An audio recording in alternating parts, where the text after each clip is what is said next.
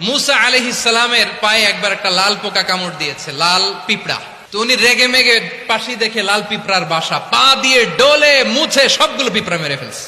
এই ঘটনাটা আল্লাহ ঘটিয়েছেন। এজন্য মুসা আলাইহিস সালাম তিনি আল্লাহকে জিজ্ঞেস করেছিলেন, আল্লাহ তুমি যখন কোন জনপদে আযাব পাঠাও, শাস্তি দাও, ওখানকার শুধু জালেমরাই তো মরে না, ভালো মানুষগুলাও মরে, তো আযাব দিবা মুশরিকদের উপর দিবা, অবাধ্যদের উপর দিবা, ভালো মানুষগুলারে মারো কেন?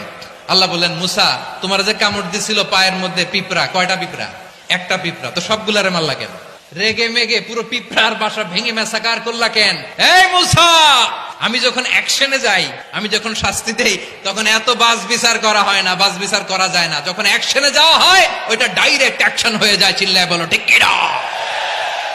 রব্বুল আলামিন বলেন, ওয়াত্তাকু ফিতনাতাল লা তুসিবান্নাল্লাযীনা যালামু মিনকুম খাসসা।